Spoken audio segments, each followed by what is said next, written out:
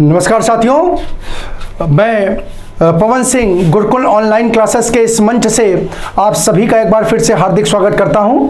साथियों, जैसा कि आप सभी को विदित है कि आने वाले समय में सरकार द्वारा एक बहुत बड़ी पुलिस की भर्ती का आयोजन किया जा रहा है, तो उसी के तहत संस्थान द्वारा जारी की गई हमारी इस नई मुहिम वादा वर्दी के तहत हम आपके सामने कुछ अभ्यास सत्र लेकर के उपस्थित हुए हैं, जिससे कि आने वाली परीक्षाओं में आप बहुत अच्छे तरीके से स्कोर को अचीव करके परीक्षा में अपना स्थान सुनिश्चित कर सकें।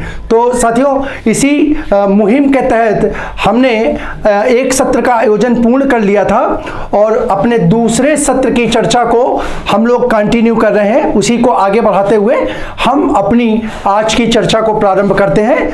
आइए साथियों, अपनी अंतिम कक्षा में जहां पर हमने अपने प्रश्नों को छोड़ा था उसी से आगे आज हम अपनी चर्चा का प्रारंभ करते हैं और देखते हैं हमारी चर्चा का आज का पहला प्रश्न। ठीक है, तो आज की चर्चा का हमारा साथियों पहला प्रश्न जो है वो क्रिया से संबंधित है और क्या कह रहा है, देखिए वो कह रहा है यौगिक क्रिया की पहचान कीजिए। यौगिक क्रिया की पहचान कीजिए। तो साथियों विकल्प देखते हैं। यहां पे इसका विकल्प एक गिरवाना, बी गिर पड़ना, सी स्वीकारना और डी बात। तो साथियों यहां पर जरा हम देख लेते हैं। तो एक छोटा सा देखते हैं यहां पे जरा, अगर हम बात करें यौगिक क्रिया, तो यौगिक क्रिया का साथियों दूसरा नाम, एक अन्य नाम संयुक्त क्रिया भी होता है। क्या होता है? संयुक्त क्रिया भी होता है। अब इसकी पहचान क्या होती है, तो ध्यान रखिएगा, इसकी पहचान, इसकी परिभाषा होती है क्रिया जिसमें एक से अधिक क्रियापद हों, एक से अधिक क्रियापद हों। ठीक है, अब एक से अधिक क्रियापद का मतलब क्या हुआ, यहां पर ध्यान रखिएगा, यहां पर मतलब हुआ कि यहां पर एक मुख्य क्रिया हो, और दूसरी सहायक क्रिया हो। क्या हो? सहायक क्रिया हो। ठीक है, आप जान सकते हैं मुख्य क्रिया का मतलब इसको अंग्रेजी में बोलते हैं मेन वर्ब, और यहां पर सहायक क्रिया का मतलब इसको बोलते हैं हेल्पिंग वर्ब। क्या बोलते हैं? Helping verb. ठीक है, तो यहां पर ध्यान रखिएगा, जब देखिए यहां पर दो, एक मुख्य क्रिया और एक सहायक क्रिया हुई, तो यहां पर एक क्रियापद ये हो गया और एक क्रियापद ये हो गया, तो ये एक से अधिक क्रियापद हो गए। तो ऐसी क्रिया जिसमें एक से अधिक क्रियापद हो क्या कहलाती है? यौगिक क्रिया अथवा संयुक्त क्रिया कहलाती है। अब अगर हम बात करें तो देखिए गिरवाना एक ही पद, स्वीकारना एक ही पद, बात एक ही पद, लेकिन गिर पड़ना की अगर बात करें तो यहां पे कितने, यहां पर एक से अधिक क्रियापद हो गए। तो यहां पर यही हमारा आंसर हो जाएगा, विकल्प बी क्या होगा, हमारा आंसर हो जाएगा यौगिक क्रिया अथवा संयुक्त क्रिया हमारी हो जाएगी। ठीक है, तो इस प्रश्न का आंसर हमारा हो गया विकल्प बी सेकेंड। अगला क्वेश्चन है घोड़ा तेज दौड़ता है वाक्य में अव्यय है।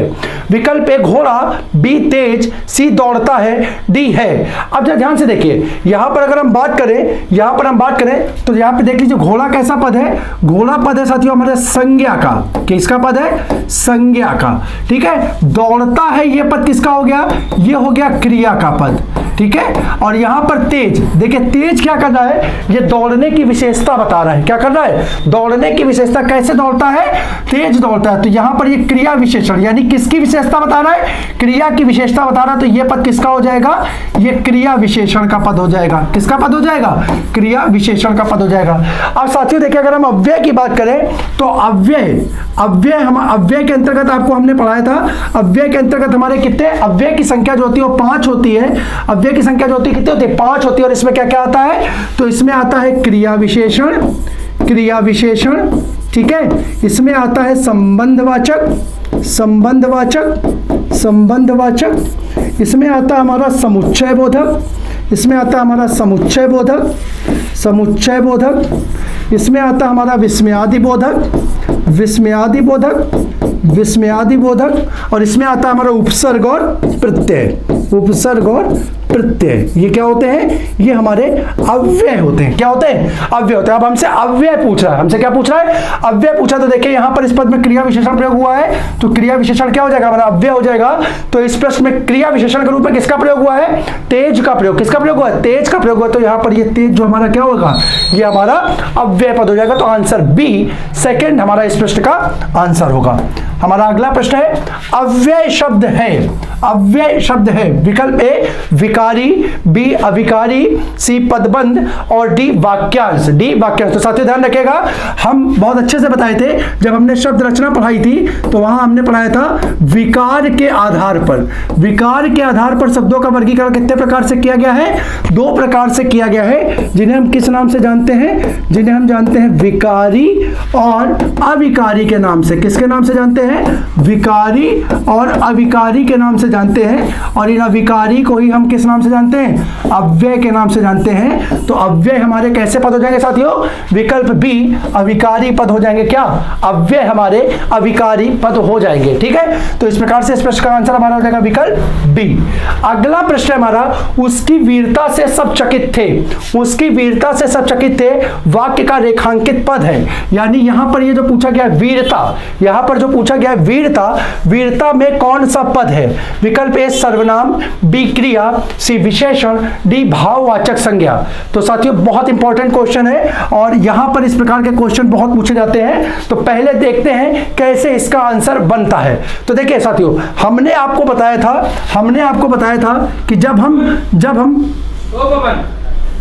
जब हम चर्चा करते हैं किसकी, जब हम चर्चा करते हैं भाववाचक संज्ञा की, जब हम चर्चा करते हैं भाववाचक संज्ञा की, तो भाववाचक संज्ञाओं का निर्माण कैसे होता है। तो साथियों उस पे हमने जो विभिन्न पॉइंट पढ़े, बिंदु पढ़े हैं, उसमें से एक बिंदु की ओर मैं आपका ध्यान आकर्षित करूंगा। उसमें से एक बिंदु हमने जो पढ़ा था वो पढ़ा था कि जब कभी विशेषण पदों के साथ, जब कभी विशेषण पदों के साथ प्रत्यय को जोड़ते हैं, जब कभी विशेषण पदों के साथ प्रत्यय को जोड़ते हैं, तो जो पद निर्मित हमारा होता है वो किसका होता है, भाववाचक संज्ञा का होता है, भाववाचक संज्ञा का होता है। अब साथियों यहां पर जरा ध्यान देखिएगा, हमारा पद है वीरता, हमारा पद है वीरता। अब अगर हम चर्चा करें तो इसका मूल पद क्या है, इसका मूल पद है वीर, इसका मूल पद है वीर। और इसमें प्रत्यय के रूप में किसका प्रयोग हुआ, प्रत्यय के रूप में हुआ ता, प्रत्यय के रूप में किसका प्रयोग हुआ, ता। अब अगर हम इस वीर की बात करें तो ध्यान रखिएगा, वीर ये पद साथियों किसका है, वीर पद है विशेषण का, वीर पद है विशेषण का। और ये ता क्या है, ता क्या है, प्रत्यय, ता क्या है, प्रत्यय। विशेषण के साथ देखिए प्रत्यय जुड़ा तो हमारा निर्मित क्या होगा, निर्मित होगी हमारी भाववाचक संज्ञा। तो इस प्रकार से हमारा यहां पद हो जाएगा आंसर विकल्प डी चौथा, भाववाचक संज्ञा। वीरता का पद जो है इसमें हमारी क्या होगी, भाववाचक संज्ञा हो जाएगी। अगला प्रश्न देखते हैं, हमारा अगला प्रश्न कह रहा है अर्थ के आधार पर शब्द कितने प्रकार के होते हैं, अर्थ के आधार पर शब्द कितने प्रकार के होते हैं। साथियों बहुत इंपॉर्टेंट क्वेश्चन है। ठीक है, विकल्प ए 3, बी 4, सी 5, डी 6। तो साथियों जरा ध्यान से देखिएगा, इसकी हम चर्चा करते हैं। शब्द रचना हमने आपको पढ़ा रखा है, प्ले लिस्ट में हमारी पढ़ा हुआ है। जो बच्चे नहीं जानते हैं, जिनको शब्दों के बारे में जानकारी नहीं है, मेरा उनसे अनुरोध है कि प्ले लिस्ट में जाकर के शब्द रचना के चैप्टर को पढ़ लें। परीक्षा में एक प्रश्न इससे अनिवार्य रूप से आता है, अनिवार्य रूप से आता है, और वहां पे मैंने इसकी विस्तृत रूप से चर्चा भी की है, जिससे आपको परीक्षा में किसी भी प्रकार की प्रश्न को हल करने में असुविधा ना हो। ठीक है, तो अगर हम चर्चा करें यहां पर शब्द की, तो देखिए शब्द का जब हम बात करते हैं किसके, अर्थ के आधार पर, किसके, अर्थ के आधार पर, तो इसका वर्गीकरण 2 रूपों में मिलता है। कितने रूपों में मिलता है, 2 रूपों में मिलता है। एक होता है आपका सार्थक, एक होता है आपका सार्थक, और दूसरा साथियों होता है निरर्थक, दूसरा होता है निरर्थक। तो सार्थक और निरर्थक। अब विकल्प में चूंकि हमारे यहां 2 है नहीं, ध्यान से सुनिएगा, अगर यहां विकल्प में कहीं भी 2 होता साथियों, यहां कहीं भी विकल्प में 2 होता तो आंसर आपका क्या, वो 2 ही आंसर होता, सही आंसर क्या होता, 2 होता। लेकिन अब विकल्प में चूंकि 2 नहीं है तो आप क्या कहेंगे, सर जी क्या ये हमारा प्रश्न गलत है, नहीं, प्रश्न हमारा गलत नहीं है। कैसे, तो यहां पर देखिए जब हमने सार्थक और निरर्थक की चर्चा की, तो सार्थक में हमने आपको बताया था कि सार्थक का वर्गीकरण 4 रूपों में मिलता है, सार्थक का वर्गीकरण 4 रूपों में मिलता है। वो क्या क्या होता है, तो वो कहलाता है विपरीतार्थक शब्द, विपरीतार्थक शब्द, दूसरा कहलाता है समानार्थी शब्द, समानार्थी अनेकार्थी शब्द, ठीक है। तीसरा कहलाता है अनेकार्थी शब्द, अनेकार्थी शब्द। और अंतिम जो है हमारा वो कहलाता है श्रुति सम भिन्नार्थक पद। क्या कहलाता है? श्रुति सम भिन्नार्थक पद, श्रुति सम भिन्नार्थक पद। इस प्रकार से हम शब्दों को, सार्थक शब्दों को 4 प्रकार से वर्गीकृत करते हैं, 4 प्रकार से वर्गीकृत करते हैं। तो इस प्रश्न में हमारा 4 चूंकि विकल्प है, तो 2 की अनुपस्थिति में, मेरी इस बात को, तथ्य को बहुत अच्छे से ध्यान रखिएगा, 2 की अनुपस्थिति में इस प्रश्न का आंसर हमारा हो जाएगा 4, विकल्प बी सेकंड हमारा इस प्रश्न का सही आंसर हो जाएगा। अगले प्रश्न की ओर बढ़ते हैं। हमारा अगला प्रश्न क्या कह रहा है? हमारा अगला प्रश्न कह रहा है निम्नलिखित में 4 विकल्पों में से उस विकल्प का चयन करें जो दिए गए शब्द का सही तत्भव रूप है, तत्भव रूप है। शब्द हमारा दिया हुआ, यहां पर देखिए शब्द हमारा दिया हुआ है चर्म। चर्म का जो तद्भव है वो हमें बताना है। विकल्प ए चमड़ा, बी मूसक, सी अश, देखिए यहाँ पे थोड़ा सा पद को सुधार लीजिएगा, ये पद होगा अश्रु, आश्रु नहीं, ये पद होगा अश्रु, ठीक है। और डी दे, डी दे। तो बहुत साथियों सरल सा प्रश्न, तत्सम तद्भव के अंतर्गत श्रृंखला में पूछा गया प्रश्न है, जिसका आंसर होगा विकल्प ए चमड़ा। सीधा सीधा, इसमें कोई लॉजिक नहीं है, याद करने वाला बिंदु था। तत्सम तद्भव की पहचान कैसे होती है ये भी मैंने शब्द रचना के अंतर्गत आपको बता दिया है। आप आसानी से उसको वहां पर पहचान सकते हैं, कुछ सामान्य से ही पहचान को याद करके, ठीक है। तो इस प्रकार से इस प्रश्न का आंसर हमारा विकल्प है। आइए अगले प्रश्न की ओर बढ़ते हैं। और हमारा अगला प्रश्न क्या कह रहा है? हमारा अगला प्रश्न कह रहा है निम्नलिखित में से कौन सा शब्द विदेशज नहीं है, कौन सा शब्द विदेशज नहीं है। अब विकल्प देखते हैं। विकल्प ए फकीर, बी इमारत, सी नतीजा, डी जगमग। साथियों देख करके विकल्प से अगर थोड़ा सा आप दिमाग लगाएंगे तो बहुत आसानी से निकाल सकते हैं। डी जगमग, डी जगमग जो है ये विदेशज ना हो करके किस श्रृंखला में आएगा? ये देशज के अंतर्गत आ जाएगा। कैसा हो जाएगा? देशज हो जाएगा। बाकी के ये तीनों पद हमारे कैसे होंगे? विदेशज होंगे, विदेशज होंगे। अब साथियों आपके लिए गृह कार्य, आपके लिए प्रैक्टिस का कार्य, आपके लिए पढ़ने का कार्य जो है वो मैं आपको दे रहा हूं। आपको जाकर के इन तीनों शब्दों को खोजना है कि ये किस भाषा के अंतर्गत आते हैं, ये किस भाषा के शब्द हैं, किस विदेशी भाषा में प्रयोग किए जाने वाले शब्द हैं जिनका प्रयोग हिंदी भाषा में हम लोग विदेशज के रूप में करते हैं, ठीक है। इसको आप खोजेंगे। साथियों देखो मेरा प्रश्न क्या है, हम यहां पर आपको इसका आंसर प्रोवाइड करा सकते हैं, दे सकते हैं, लेकिन अगर मैं आपको अगर इसको खोजने को कहूंगा तो उसके माध्यम से आप एक प्रश्न के चक्कर में कई प्रश्नों को पढ़ेंगे और इसी के माध्यम से आपका रिवीजन होगा। और जब रिवीजन होगा तो चीजें आपकी और भी अधिक पुष्ट होंगी, और भी अधिक पुष्ट होंगी तो आपकी स्मरण शक्ति में वो जाएंगी, आपको याद रहेंगी, और याद रहेंगी तो परीक्षा में आप अपने प्रश्नों का सही उत्तर निकाल पाएंगे और परीक्षा में सफल हो पाएंगे। तो साथियों ये छोटे छोटे से प्रयास होते हैं जिनके माध्यम से क्या कर सकते हैं, आप अपनी जो स्मरण शक्ति है, कोई भी चीज है उसको बहुत अधिक समय तक बढ़ा सकते हैं, उसमें वृद्धि कर सकते हैं, ठीक है। तो इस प्रकार से हमारा इस प्रश्न का आंसर हुआ विकल्प डी 4 जगमग। अगला प्रश्न है हमारा, अगला प्रश्न हमारा कह रहा है अनेकार्थी शब्दों का कौन सा युग्म सही नहीं है, ठीक है। विकल्प ए नाना का यहां पर अर्थ दिए हैं अनेक और मां के पिता, मां के पिता, ठीक है। विकल्प बी अयन का दिशा और वन, सी सैंधव का नमक और घोड़ा, डी नाग का स्वर्ग और नासिका। साथियों जो बच्चे हमसे जुड़े हुए होंगे बहुत अच्छी तरीके से जानते हैं ये रिपीटेड प्रश्न है। रिपीटेड प्रश्न की भी अपनी ही महत्वपूर्ण भूमिका होती है। ये प्रश्न आपके लिए इसलिए महत्वपूर्ण होते हैं कि जो आप पीछे पढ़ते आ रहे हैं वो आपको कितना याद है। साथियों अपनी पहली कक्षा में मैंने इस प्रश्न को बिना किसी परिवर्तन के जो प्रश्न दिया था उसी को यहां उतार दिया है, सिर्फ इसलिए कि जो आपने 3, 4, 5 दिन पहले पढ़ा है क्या आपकी स्मरण शक्ति में वो है भी कि नहीं। अब उन छात्रों से मेरा विशेष निवेदन है कि इस प्रश्न का, जिन्होंने इस प्रश्न को पढ़ा है उनका आंसर सही होना चाहिए। अगर पढ़ने के बावजूद आपके मन में संदेह की स्थिति आ रही है तो आपकी तैयारी जो है वो कहीं ना कहीं परीक्षा के अनुरूप नहीं है, ठीक है। तो अब आप इस प्रश्न का देखिए, रिपीटेड क्वेश्चन है, बिना किसी लैंग्वेज एच के, बिना किसी विकल्प के, बिना किसी शब्द के परिवर्तन के। सेम क्वेश्चन है।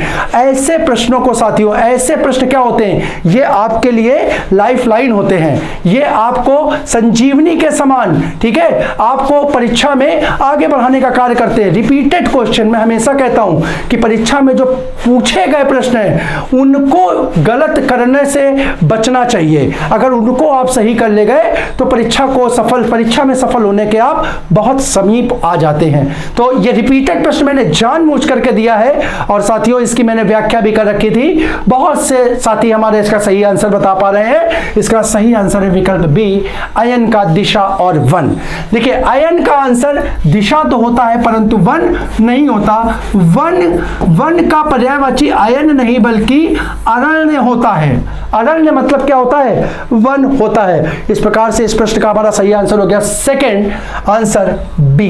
अगला प्रश्न हमारा निम्नलिखित में से एक में कर्मधारय समास है। अब देखो साथियों कितना बेहतरीन प्रश्न है ये। यहां पर कर्मधारय समास को देखने के लिए आपको वाक्य में पहले तो वो पद पहचानना होगा, वो पद पहचानना, क्योंकि मैंने बताया था कि समास जो होता है वो वाक्यों का प्रश्न नहीं है। समास जो है वो शब्दों और पदों का समूह है, शब्दों अथवा पदों का समूह है। तो पहले तो अब आपको यहां पर एक क्या पहचानना होगा, पहले तो आपको यहां पर यह पहचानना होगा कि वो शब्द कौन सा है जिसमें समास पूछा जा रहा है। तो विकल्प देखते हैं। विकल्प ए, लड़का भूख से अधमरा हो गया, बिल्कुल सही।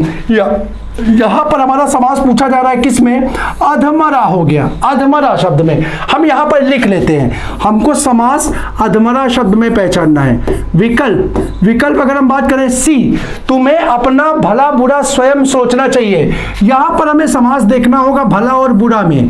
किसमें देखना होगा, भला और बुरा में। देखिए साथियों यहां पे दो प्रश्न है, आपको छांटना भी है वो पद जिसमें आपको समास की पहचान करनी है, नहीं तो मैं सरल सा क्वेश्चन बना देता। एक क्वेश्चन बहुत आसानी से बन सकता कि कर्मधारय समास बताइए और आपके सामने 4 पद लिख देते, लेकिन देखिए यहां पे कितना बढ़िया हो। इस प्रकार से भी प्रश्न के आने की संभावना है। विवाह संबंध में ऊंच नीच देखना पड़ता है। यहां पर वो पद हुआ ऊंच और नीच, ऊंच और नीच, ऊंच और नीच, ठीक है, ऊंच और नीच, ठीक है। और चौथा है हमारा उठो दिया बत्ती का समय हो गया है, दिया बत्ती का समय हो गया है, ठीक है। अब यहां पर हमारा कौन सा है, यहां पर हमारा पद है दिया बत्ती, दिया बत्ती, ठीक है। अब अगर हम चर्चा करें तो ये 4 हमारे पद हैं, 4 शब्द हैं जिसमें से हमें क्या बताना है, कर्मधारय बताना है। तो आप देखें यहां पर सामान्य सी रूप से अगर आप चर्चा करिए तो ये 3 विकल्प जो है इनमें एक समानता दिख रही है। वो समानता क्या दिख रही है, इसमें योजक का प्रयोग हो रहा है। किसका, योजक चिन्ह का प्रयोग हो रहा है, योजक चिन्ह का प्रयोग हो रहा है। और साथियों समास के दौरान मैंने आपको बहुत विस्तृत, बहुत अच्छे से एक पहचान के रूप में बताया था कि योजक का प्रयोग प्रायः, हम इस चीज को फिर से बोलेंगे, हम सदैव की चर्चा नहीं कर रहे, हम एक शब्द जोड़ रहे हैं, प्रायः योजक का प्रयोग किस समास में होता है, वो साथियों हमारा द्वंद्व समास में होता है। किसमें होता है, द्वंद्व समास। तो ये तीनों विकल्प आपके किसके, द्वंद्व के हो जाएंगे। बचा कौन सा, अधमरा। हमारे प्रश्न का आंसर होगा विकल्प ए, अधमरा। अधमरा की अगर हम बात करें तो देखिए क्या होगा, आधा, अध का मतलब आधा मरा। अब यहां पर ये मरा जो है इसकी ये क्या है, ये विशेषता है, एक प्रकार से क्या है, विशेषता है। तो यहां पर जब विशेषण और विशेष का पद प्रयोग होता है तो वहां पर हमारा समास कौन सा होता है, कर्मधारय होता है। तो इस प्रकार से इस प्रश्न का हमारा सही आंसर होगा विकल्प ए, पहला इस प्रश्न का सही आंसर होगा। अगला क्वेश्चन हमारा, कमल के समान नयन में समान समास है। अगर हम इसकी बात करें कमल के समान नयन तो शब्द साथियों बनता है कमल नयन। क्या बनता है, कमल नयन। अब अगर हम बात करें तो देखिए यहां पर 2 पद हैं, एक पद है कमल, एक पद है कमल और दूसरा पद है नयन। दोनों ही पद कैसे साथियों, दोनों ही पद जो है वो विशेष के हैं, दोनों ही पद विशेष के हैं। और जब 2 पद विशेष के होते हैं तो साथियों वहां पे हमारा समास कौन सा होता है, वहां पे हमारा समास कर्मधारय समास होता है। विकल्प देखते हैं क्या कहीं कर्मधारय है, जी विकल्प डी चौथा हमारा इस प्रश्न का आंसर होगा, कर्मधारय समास हमारा इस पद में होगा। अगले प्रश्न की ओर हम लोग बढ़ते हैं। हमारा अगला प्रश्न क्या कह रहा है, हमारा अगला प्रश्न कह रहा है भूखे को भोजन दो, भूखे को भोजन दो, यहां कौन सा कारक है, ठीक है। अब यहां पर देखिए साथियों बहुत इंपॉर्टेंट क्वेश्चन है, बहुत इंपॉर्टेंट क्वेश्चन है। विकल्प ए संप्रदान कारक, बी अपादान कारक, सी करण कारक और डी कर्म कारक। कई साथी यहाँ पर हमारा आंसर कर्म कारक चिन्ह को देख करके यहाँ पर लगाएंगे, क्योंकि आप लोगों को कारक के दौरान मैंने पढ़ाया, कारक के मैंने यहाँ पर आपको सारे मतलब चैप्टर पढ़ा रखे हैं, कई सत्र में कारकों को आपको पढ़ा रखा है। अगर आपको वो भी पढ़ना है तो प्ले लिस्ट से जाकर के आप कारक के चैप्टर को रिवाइज कर सकते हैं। तो जैसे कि मैंने जानते हैं सब लोग पढ़ते हैं कर्ता ने कर्म को करण से संप्रदान के लिए, बचपन से हम लोग पढ़ते आ रहे हैं। तो कर्म करण का कर्म कारक का जो चिन्ह या विभक्ति होती है वो को होती है। क्या होती है?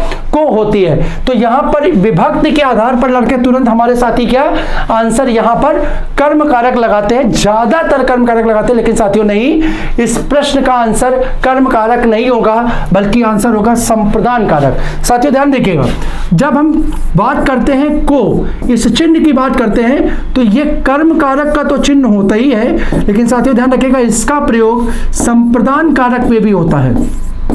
संप्रदान कारक में भी होता है। कब होता है? उसकी कंडीशन क्या होती है? उसकी कंडीशन क्या होती है?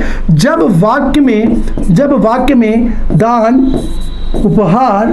उपहार और भेंट, दान, उपहार और भेंट देने का भाव, ये तीन भाव अगर किसी वाक्य में आ रहे हैं, अब यहां पर भूखे को भोजन दो, भूखे को भोजन देने का मतलब हो गया दान देना, भूखे को भोजन देने का मतलब हो गया दान देना। यदि वाक्य में दान, उपहार और भेंट का भाव मिल रहा है और चिन्ह को का प्रयोग हुआ है, चिन्ह को का प्रयोग हुआ, तो वहां कर्म कारक ना हो करके साथियों कारक कौन सा होता है? संप्रदान कारक होता है। बहुत ही महत्वपूर्ण, बहुत ही इंपॉर्टेंट पॉइंट आपके लिए है, ठीक है। परीक्षा में वर्तमान में लगातार इस पॉइंट को, सिर्फ इस पॉइंट को ध्यान रखिएगा, अगर को चिन्ह का प्रयोग दान, उपहार और भेंट के संदर्भ में हो रहा है, दान, उपहार और भेंट के संदर्भ में हो रहा है, तो वाक्य में कर्म कारक नहीं होकर के कौन सा कारक होगा?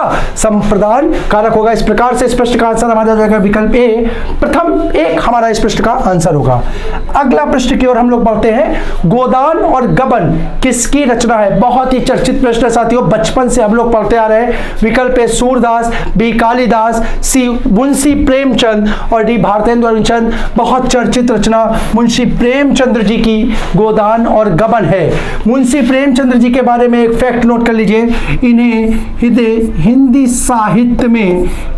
साहित्य में उपन्यास सम्राट के नाम से जाना जाता है। साथियों उपन्यासों का सम्राट किसे कहा जाता है? मुंशी प्रेमचंद्र को कहा जाता है। अब यहां पर ये देखिए, यहां पर इस प्रश्न को देने का मतलब क्या है? इस प्रश्न को बहुत अच्छी तरीके से आप समझिए। इस प्रश्न को देने का मतलब है कि मुंशी प्रेमचंद्र से संबंधित जो भी रचनाएं हैं और उनकी जो भी विधाएं हैं, जैसे गोदान और गबन, ये इनकी जो रचनाएं हैं, इन दोनों की विधा क्या है? ये दोनों की विधा उपन्यास है।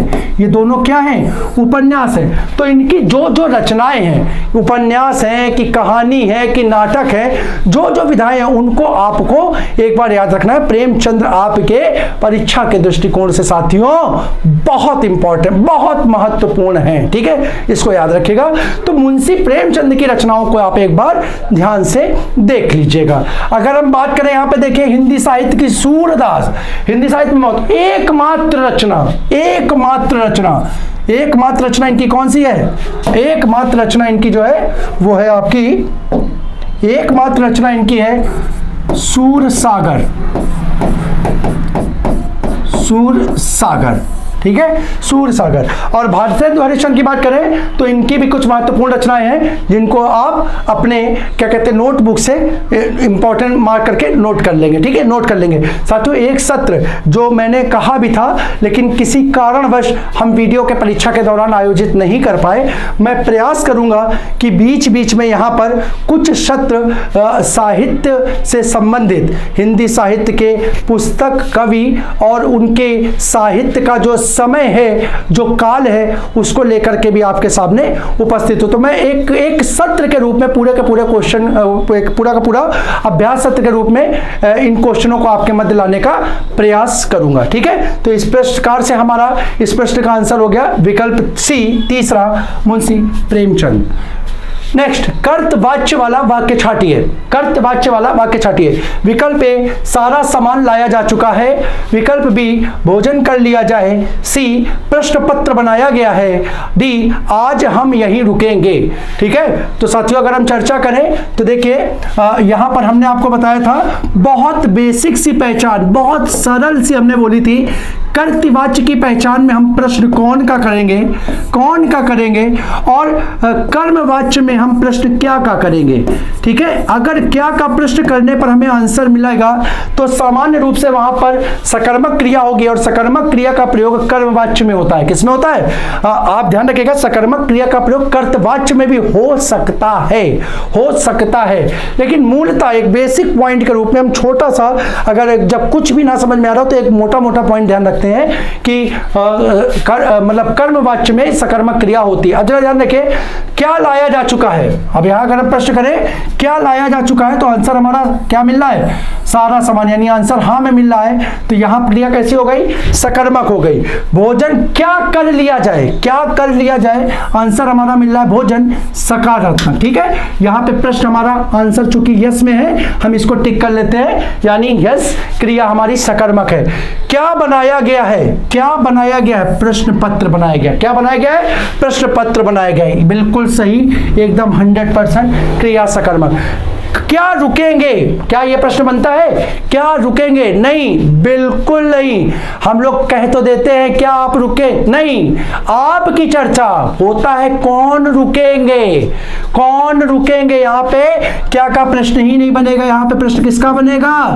कौन रुकेंगे। हम बोलते भी हैं क्या आप रुकेंगे, प्रश्न क्या है? आप रुकेंगे। क्या के साथ आप लग गया, क्या के साथ अगर आप लग गया तो जाहिर सी बात है वो व्यक्ति से संबंधित हो गया, और व्यक्ति के लिए कौन सा, कौन का पद प्रयोग होता है। तो यहां पर देखिए क्या से 3 प्रश्न के मिल रहे हैं, तो ये तीनों हमारे कैसे कर्तवाच्य नहीं होंगे। विकल्प डी चौथा हमारा क्या हो जाएगा? कर्तवाच्य हो जाएगा। कौन सा हो जाएगा?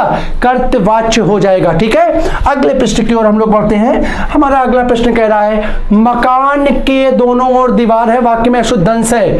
विकल्प ए दोनों तक, ठीक है, बी मकान की, सी है, डी दीवार। ठीक है, अच्छा साथियों यहां पर देखिए तो दोनों, अब यहां पर देखिए इस प्रश्न में जैसे यहां मकान की दिया हुआ है, ठीक है, तो यहां पर अब विकल्प तो यहां पे कहते से क्या होना चाहिए, यहां पर दोनों और यहां दिया है, देखिए यहां दोनों और दिया है, लेकिन यहां दोनों तक दिया है, तो ये दोनों और तो अशुद्ध हो नहीं सकता। तो यहां से देखिए इस प्रश्न को थोड़ा सा संशोधित करते हैं। पहले तो इस विकल्प को कर लो दोनों और, ठीक है, और यहां दूसरा विकल्प दिया मकान की, मकान की। अच्छा अब एक बार जरूर रुकिए, अगर हम बात करें मकान के दोनों ओर दीवार है तो ये वाक्य तो हमारा पूरा ही सही है, यहां पे कोई दिक्कत दिख ही नहीं रही है, ठीक है, दिक्कत दिख ही नहीं रही है। अब यहां पर क्या है, विकल्प यहां दोनों तक बना रहा है जबकि यहां पे तक है नहीं। अब कर क्या सकते हैं हम, यहां पर एक काम कर सकते हैं, लेकिन फिर वही काम करना क्या पड़ेगा कि हमें दोनों चीजों को संशोधित करना पड़ेगा। तो हम यहां पर क्या करते हैं, यहां पे देखिए एक चीज कर लेते हैं, विकल्प बी मकान की दिया हुआ है, यहां पर मकान की दिया हुआ है, बाकी देखिए यहां पर, ठीक है, अगर हम बात करें तो यहां पर देखिए दोनों तक और दोनों ओर, तो यहां पर ये प्रश्न हमारा जो है, ठीक है, ये प्रश्न जो है हमारा थोड़ा सा संशोधित होगा, प्रिंटिंग की थोड़ी सी मिस्टेक है। हम इस प्रश्न को जरा सा लिखते हैं, हम यहां पर लिख रहे हैं मकान के दोनों ओर। अब देखिए ये हमारा वाक्य बना। अब मैं आपको एक बार यहां पे लिख दे रहा हूं, ये वाक्य बना मकान के दोनों ओर, दोनों ओर दीवार है, मकान के दोनों ओर दीवार है, यहां पर यह लिखा है। अब यहां पर प्रश्न होना क्या चाहिए, प्रश्न होना चाहिए मकान की दोनों ओर दीवार है, मकान की दोनों ओर दीवार है। अब विकल्प देखिए क्या बनना है यहां पर, अब ये विकल्प दोनों तक यहां पे हटा करके यहां पर हम कर देंगे दोनों ओर। अब देखिए यहां पर देखिए जैसे ही हमने दोनों ओर किया, अब विकल्प देखिए, पहला विकल्प दोनों ओर बी मकान की, सी है डी दीवार। और अगर पद की चर्चा करें तो वाक्य हमारा है मकान की दोनों ओर दीवार है। अब जो देखिए यहां पर मकान की ये पद भी मिल रहा है, दोनों ओर पद भी मिल रहा है पद भी मिल रहा है और दीवार पद भी, चारों विकल्प अब हमारे सामने है। अब हमें पहचानना इसमें कौन सा अशुद्ध अंश है। तो शुद्ध वाक्य क्या होता है, मकान के दोनों ओर दीवार है। शुद्ध अंश क्या होता है, मकान के दोनों ओर। लेकिन यहां पर क्या लिखा हुआ है, हमारा जो वाक्य है वो वाक्य हमने क्या बताया, हमने वाक्य लिखा मकान की दोनों ओर दीवार है, मकान की दोनों ओर दीवार है। तो यहां पर अशुद्ध अंश कौन सा हो गया, अशुद्ध अंश हुआ हमारा मकान की। अशुद्ध अंश क्या हुआ, मकान की। तो आंसर हमारा क्या हो जाएगा, विकल्प बी। थोड़ा सा प्रश्न में संशोधन किया साथियों, हो सकता है समझने में आपको दिक्कत हो, लेकिन फिर से मैं एक बार पुनः प्रयास करता हूं। देखिए यहां पर जो वाक्य है, वाक्य क्या है, इसको हम छुपाई दे रहे हैं, इसको हम हटा दे रहे हैं, इसको हम हटा दे रहे हैं। अब वाक्य देखिए हमारा क्या है, मकान की दोनों ओर दीवार है। इसमें आपको क्या बताना है, अशुद्ध बताना है।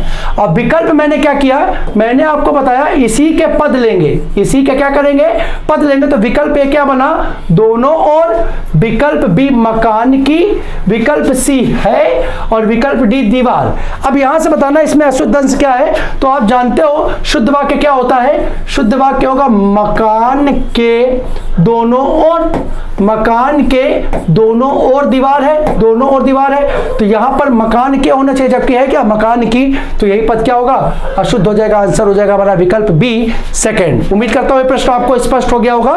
ठीक है, वाक्य शुद्धि में इस प्रकार के प्रश्न भी हमारे सामने आते हैं। अगला प्रश्न हमारा है, भाववाच्य की पहचान कीजिए। भाववाच्य की पहचान कीजिए। ए दादाजी के द्वारा अनिल को डांटा गया, बी तोते से उड़ा नहीं गया, सी अशोक ने आइसक्रीम खाई, डी चोर पकड़ा गया। है पक्की बात है, निश्चित है। ठीक है, अब यहां पर अगर हम चर्चा करें, यहां पर अगर हम चर्चा करें तो भाववाच्य साथियों, भाववाच्य की बेसिक पहचान, सामान्य सा नियम क्या होता है, एक नियम कहता है, इसको आप लोग याद रखिए, असमर्थता का भाव। असमर्थता का भाव यदि किसी वाक्य में प्राप्त हो, असमर्थता का भाव यदि किसी वाक्य में हो, तो वहां पर वाक्य में कौन सा वाच्य होता है, वहां पे वाक्य में भाववाच्य हो जाता है, भाववाच्य हो जाता है वाक्य का। अब अगर हम देखें तो यहां पर असमर्थता का भाव क्या हो रहा है, तोते से उड़ा नहीं गया, तोते से उड़ा नहीं गया यानी वो उड़ने में सक्षम नहीं हुआ, तो यहां पर असमर्थता का भाव हो गया। तो यहां हमारा आंसर क्या हो जाएगा, विकल्प बी हमारा सही उत्तर हो जाएगा, सेकंड हमारा सही आंसर हो जाएगा, जिसमें कौन सा वाच्य होगा, भाववाच्य होगा। अगले प्रश्न की ओर हम लोग बढ़ते हैं और देखते हैं अगला वाच्य, मोहन चला गया है, वाक्य में किस काल का है, यह वाक्य किस काल का है। विकल्प ए पूर्ण भूत, बी आसन्न भूत, सी अपूर्ण भूत, डी संदिग्ध भूत। साथियों प्रश्न बहुत महत्वपूर्ण है, हम लोग ध्यान रखते हैं। इस प्रश्न का आंसर पहले जान लेते हैं। इस प्रश्न का आंसर होगा विकल्प डी आसन्न भूत। साथियों ध्यान रखिएगा, आसन्न भूत यदि विकल्प में ना हो तो यहां पर पूर्ण वर्तमान भी दे सकता है, याद रखिएगा, पूर्ण वर्तमान भी दे सकता है, यानी आंसर आसन्न भूत या पूर्ण वर्तमान दोनों में से कोई भी हो सकता है। अब हम चर्चा करते हैं कि आसन्न भूत की पहचान कैसे होती है। तो ध्यान रखिएगा, आसन्न भूत का जो वाक्य होता है, मैंने आपको पढ़ा रखा है, संभवतः ये चैप्टर मैंने नहीं पढ़ाया है, लेकिन पॉइंट आपके सामने रख दे रहा हूं, बता दे रहा हूं। आसन्न भूत की यदि हम चर्चा करें, आसन्न भूत की यदि हम चर्चा करें तो साथियों ध्यान रखिएगा, बेसिक सी चीज होती है ये, सामान्य भूत के साथ, सामान्य भूत के साथ यदि कौन सा है का पद जुड़ जाए, है का पद जुड़ जाए, सामान्य भूत के साथ है का पद जुड़ जाए। सामान्य भूत का मतलब क्या हुआ, सामान्य भूत का मतलब हुआ क्रिया का अंत, क्रिया का अंत किससे हो, क्रिया का अंत आ ई ए से हो। ध्यान से ध्यान रखिएगा, आ ई ए से हो और उसके बाद इसमें क्या जुड़ जाए, है जुड़ जाए, है का पद जुड़ जाए, तो वाक्य कैसा हो जाएगा, आसन्न भूत का हो जाएगा। अब जरा यहाँ वाक्य को देखिए, अगर हम इतनी सी चर्चा करें, मोहन चला गया, ये भी तो एक वाक्य है, बोलिए है कि नहीं है। यहां क्रिया क्या है साथियों, यहां क्रिया है गया। अब इस क्रिया का अंत किससे हुआ साथियों, देखिए इस क्रिया का अंत किससे हुआ, आ से हुआ, किससे हुआ, आ से हुआ। तो इतना वाक्य क्या हुआ साथियों, इतना वाक्य क्या हुआ, ये हुआ सामान्य भूत, ये क्या हो गया, सामान्य भूत। बोलिए हाँ कि ना। और सामान्य भूत में आप देखो जुड़ क्या गया, है जुड़ गया। अब यही तो मैं बोल रहा हूं, सामान्य भूत में क्या जुड़ जाए, है जुड़ जाए तो वो क्या हो जाएगा, आसन्न भूत हो जाएगा। पहचान आपके सामने है, सामान्य भूत में है को जोड़ा वाक्य बन गया क्या, आसन्न भूत। और इसे ही हम किसके नाम से जानते हैं, पूर्ण वर्तमान के नाम से जानते हैं। आंसर हमारा सेकंड विकल्प बी इस प्रश्न का सही आंसर। अगले प्रश्न की ओर बढ़ते हैं। निम्नलिखित में से कौन सा शब्द पुल्लिंग का नहीं है, पुल्लिंग का नहीं है। ठीक है, अब यहां पर विकल्प ए भूख, बी कृत्य, सी बहाव, डी गणना। तो साथियों इस प्रश्न का सही आंसर होगा भूख। ठीक है, अब आराम से हम बात करते हैं। अगर इस भूख का हम छोटा सा एक क्रिया का प्रयोग करें, छोटा सा इस पद के साथ क्रिया का प्रयोग करें, तो हम यहां बोल सकते हैं भूख लगा है या लगी है, लगा है या लगी है। साथियों बहुत आसानी से आप बता सकते हैं, कभी भी हम लोग बोलते भूख लगा है ना, व्याकरण की दृष्टि से वाक्य क्या हो गया, अशुद्ध हो गया। सही वाक्य क्या है, मुझे भूख लगी है, भूख लगी है, भूख लगी है। अब यहां पर लगी है ये इकारांत का पद हो गया, इकारांत का पद हो गया। और इकारांत पदों का प्रयोग प्राय किस रूप में होता है, स्त्रीलिंग के रूप में होता है। यानी यहां पर भूख कैसा हो गया, स्त्रीलिंग का पद हो गया, पुल्लिंग का नहीं है। तो आंसर हमारा हो जाएगा इस प्रश्न का फर्स्ट विकल्प ए भूख। अगले प्रश्न की ओर बढ़ते हैं। हमारा अगला प्रश्न कहता है संविधान के किस अनुच्छेद में कहा गया है कि संघ की भाषा राजभाषा हिंदी और उसकी लिपि देवनागरी होगी। बहुत महत्वपूर्ण प्रश्न साथियों, हिंदी के संवैधानिक विकास से संबंधित है। हिंदी भाषा के अंतर्गत यह प्रश्न हमारा शामिल किया गया है। ए 343, बी 344, सी 345 और डी 346। ठीक है, अगर हम चर्चा करें तो इस प्रश्न का आंसर हमारा होगा 343, विकल्प ए 343। ठीक है, यहां पर ध्यान रखिएगा, यहां पर हिंदी को राजभाषा, हिंदी को राजभाषा, उसकी लिपि देवनागरी, उसकी लिपि देवनागरी और अंकों का, इसको भी महत्वपूर्ण कर लीजिए, अंकों का अंतरराष्ट्रीय स्वरूप, अंतरराष्ट्रीय स्वरूप मान्य किया गया है। किस अनुच्छेद में, अनुच्छेद 343 में अंकों के अंतरराष्ट्रीय स्वरूप को मान्यता प्रदान की गई है भारत के संविधान में। कौन सा भाग, भाग 17 के अंतर्गत, भाग 17 के अंतर्गत। आप लोगों के लिए प्रश्न मैं छोड़ रहा हूं, ये तीनों अनुच्छेद का संबंध किससे है, ये तीनों अनुच्छेद में किन चीजों की व्याख्या की गई है, उसकी भी आप लोगों को यहां पर जानकारी होनी चाहिए। तो आप लोग देखिएगा, यानी मैं आपके सामने एक प्रश्न और छोड़ रहा हूं कि भाग 17 के जो अनुच्छेद है उनका संबंध किससे है और प्रत्येक अनुच्छेद क्या व्याख्या करता है, इसकी एक छोटी सी जानकारी आप लोग पुस्तक से निकाल करके अपने पास नोट कर लेंगे। अगला प्रश्न, अगले प्रश्न की अगर हम बात करें, बांसी उछालना। साथियों यहां पे थोड़ा सा संशोधन करिए, बांसी उछालना का जगह होगा यहां पे बांसों उछालना या बांसों उछलना। ठीक है, बांसों उछलना मुहावरे का अर्थ क्या होता है। विकल्प ए उछल कर चढ़ना, बी बांस की सहायता से ऊपर चढ़ना, सी पागल हो जाना और डी प्रसन्न हो जाना। तो लोकोक्ति और मुहावरे हैं, बहुत महत्वपूर्ण है। परीक्षा का जो नया पैटर्न आया है साथियों, उस पैटर्न में 2 प्रश्न लगातार लोकोक्ति और मुहावरे से पूछ रहा है, 2 प्रश्न लगातार। अगर आपकी परीक्षा में यूपीएसआई और कांस्टेबल में 37 प्रश्न रहते हैं तो आप समझिए 2 प्रश्न का कितना महत्वपूर्ण रोल हो जाता है। 2 प्रश्न आपके चयन में या आपकी सफलता और असफलता का निर्धारण कर सकते हैं। आप परीक्षा में उत्तीर्ण होंगे या नहीं होंगे, इसका निर्धारण 2 प्रश्नों के माध्यम से हो सकता है। तो एकदम रटने वाला प्रश्न है। ठीक है, लोकोक्ति और मुहावरे आप लोगों को इसमें ध्यान देना है। तो अगर हम चर्चा करें इस मुहावरे का अर्थ क्या होगा, तो साथियों सीधे से इस मुहावरे का अर्थ होगा प्रसन्न होना। प्रसन्न होना मतलब बांसों अरे उछलने का मतलब ही समझो ना। हम उछलते कब है, क्या कभी हम निराश होते तो उछलते हैं नहीं, अरे कभी खुशी होती तो यार उछल उछल करके एकदम प्रसन्न हो करके, ठीक है, नाचना उछलना गाना। तो कब होगा, दुख में तो होगा नहीं है। जब क्या होगा, जब मन प्रसन्न होगा तब क्या होगा, उछलना होगा। तो थोड़ा सा भाव को पकड़ करके भी लोकोक्ति मुहावरे देखिए एग्जैक्ट नहीं होता, उसके भाव को भी पकड़, जो शब्द कह रहा ना कहीं उससे कुछ ना कुछ एक चीज और ध्यान रखिएगा, एग्जैक्ट आंसर कभी नहीं उछलना। अब देखिए यहां पे अगर बांसों उछलना है, अगर एक आदमी का कहीं बांस ये भी ध्यान रखिएगा, एक पॉइंट में बता रहा हूं, लोकोक्ति मुहावरे में जो पद दिया होता है वही उसका एग्जैक्ट कभी भी उसके अर्थ के रूप में नहीं होता है। यहां कोई भी विकल्प अगर बांस का आएगा तो वो आंसर उसका कभी भी नहीं होगा। सबसे पहले अगर आपको किसी विकल्प को हटाना होगा, बांस को हटाओगे, कि बांस में बांस का कोई रोल ही नहीं है, उसका अर्थ किसी अन्य संदर्भ में होगा, किसी अन्य संदर्भ में होगा। इस चीज को ध्यान रखिएगा, ठीक है। जैसे हम बोले हाथ कंगन को आरसी के, अभी पूछा गया था, अगर यहां पर पूछ दिया जाए हाथ में कंगन पहनना, तो ये आंसर कभी भी जिंदगी में हो ही नहीं सकता। अगर ये विकल्प मिले, सबसे पहले इस विकल्प को हटाइए। हाथ कंगन को आरसी क्या का मतलब, हाथों में कंगन पहनना हो ही नहीं सकता, बिल्कुल होएगा ही नहीं, ठीक है। इसका कोई अन्य अर्थ होगा। तो इस प्रकार से जैसे आप बांसों उछल रहा है तो बांस की सहायता से ऊपर चढ़ना, यह विकल्प तो जिंदगी में कभी नहीं होगा, कभी भी।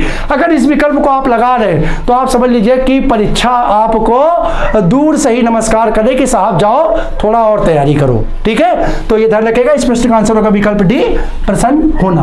और अपने अगले प्रश्न की ओर चलते हैं। बलि का अनेकार्थी नहीं है, बलि का अनेकार्थी नहीं है। विकल्प ए बलिदान, बी उपहार, सी कर, डी मंडल। बहुत सरल सा आंसर है साथियों, आंसर इसका हो जाएगा विकल्प डी मंडल। बाकी के ये तीन जो है बलिदान, उपहार, ठीक है। प्राचीन समय में देखिए बलि दी जाती थी और बलि जो स्वरूप होता था वो टैक्सेशन होता था, कर होता था। कर के रूप में भी राजा बलि स्वीकार करता था, ठीक है। और बलि मतलब बलिदान देना, बलि हो जाना। हमारे देश क्या हो गए, देश पर बलि चढ़ गए, बलि चढ़ गए का मतलब कुर्बान हो गए, बलिदान हो गए। तो ये तीनों इसके क्या हो जाएंगे, इसके अनेकार्थी के पद के रूप में प्रयुक्त हो जाएंगे। तो इस प्रकार से इस प्रश्न का आंसर हमारा हो जाएगा विकल्प डी मंडल। तो साथियों इस प्रकार से हमारी जो सीरीज के अंतर्गत जो हमारे बाकी प्रश्न थे उनकी चर्चा को हम यहाँ पर आज पूर्ण किए। उम्मीद करता हूँ कि ये सारे प्रश्न आप पढ़ेंगे और जो मैंने आपको बताया है उसका भी आप घर पे रिवीजन करते रहेंगे, जिससे कि निश्चित रूप से जो आगामी परीक्षा होने वाली है इसमें ही आप सफल हो करके अपने सपनों को पूरा कर सकें और भविष्य की जो भी योजनाएं हैं उनके लिए आगे कदम बढ़ा सके। तो इसी के साथ मैं अपनी आज की चर्चा को यहीं पर समाप्त करता हूं, इस वादे के साथ कि हम और भी महत्वपूर्ण प्रश्नों के साथ आपके सामने यूं ही उपस्थित होते रहेंगे जब तक कि आपको सिलेक्शन ना दिला दें। साथियों हमारा वादा है, मैं उम्मीद करता हूं, मैं आपसे पूरा वादा करता हूं कि अगर आप अपनी ओर से प्रयास करें तो हम भी अपनी ओर से पीछे नहीं हटेंगे। याद रखिए, जब तक तोड़ेंगे नहीं तब तक छोड़ेंगे नहीं, ठीक है। इस शब्द के साथ मैं अपनी आज की चर्चा को यहीं पर समाप्त करता हूं। आप सभी को जय हिंद।